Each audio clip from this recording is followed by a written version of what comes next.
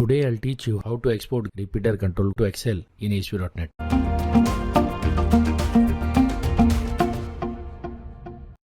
I'll start by adding a repeater control.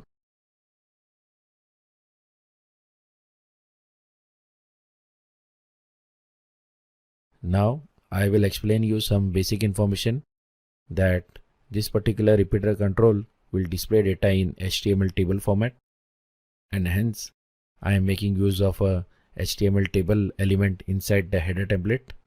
As you can see, I am making use of header template to define the columns for the HTML table. I would like to explain you that a repeater control consists of three elements: header template, and there is a item template, and there is a footer template. Header template, as the name suggests, remains on top.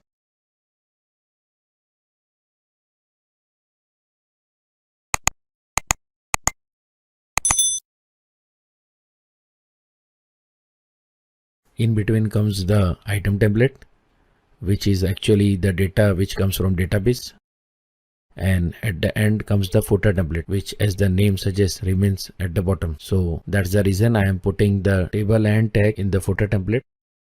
Now little information about the item template. Item template will repeat the data for the repeater. For example, you are getting 10 records from the database table, then it will show the particular element 10 times. For example, here I am adding a table row tr element, and in between I am adding the label elements for the data. So this particular block of HTML code will be repeated 10 times if I am getting 10 records from the database table. Now continuing further, as you can see, I am making use of ASP.NET label controls to bind data from the database. So here I am using eval function, and I am assigning data from the field to the text property of the label. In similar way, for the other two labels, I am doing the same thing. I am assigning the field value using the eval function to the text property of the label. Let's move to the code behind. We'll start by adding some namespaces. So the very first namespace is system.data, then system.data.sql client, and finally system.configuration. Now I am creating a function used to populate repeater control with records from database table. So here I have created a string variable, and inside that I am reading the connection string from the web.config file.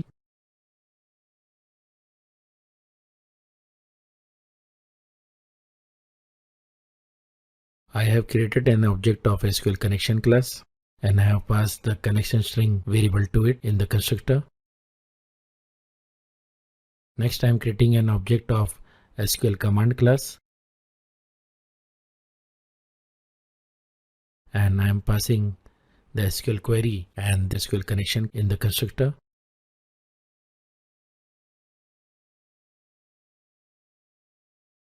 Now I am creating an object of SQL data adapter. Then the SQL command object is assigned to it in the constructor. Now I am creating an object of data table, which will be filled using the SQL data adapter.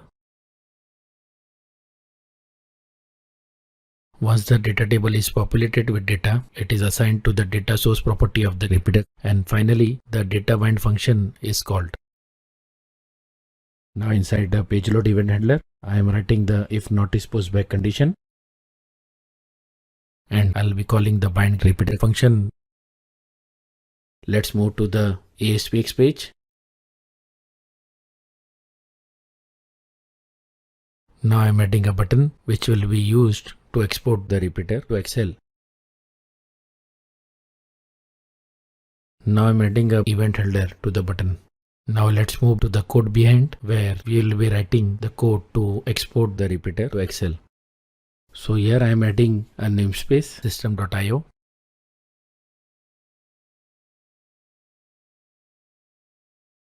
Here I am creating an event handler which will be called on the click of the button.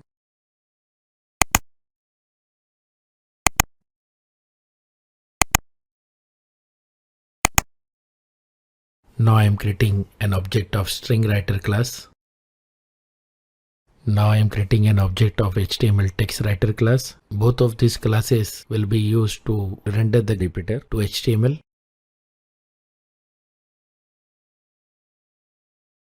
Now I am calling the render control function which will render the repeater to HTML.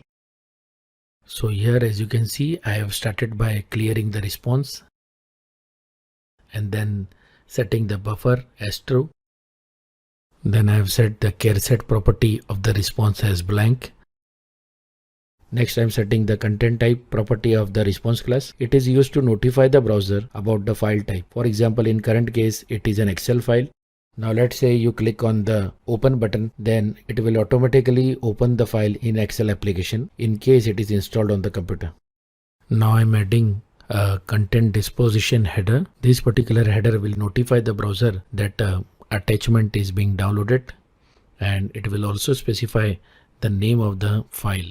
If you don't add this particular header, then the file will be directly opened in the browser instead of being downloaded as an attachment. Finally, the repeater HTML is written to the response.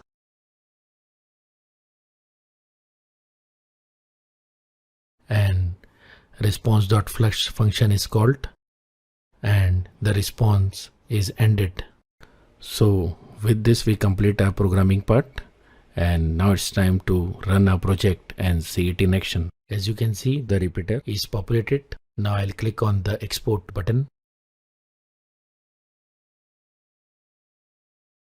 Now this warning is because we are exporting HTML to Excel, and you can see the repeater has been exported to Excel. With this we come to the end of this video. Today we learned how to export repeater control to Excel in ASP.NET. So if you like this video, don't forget to like, share and subscribe, and please also click on the bell icon so that you receive notifications. Goodbye.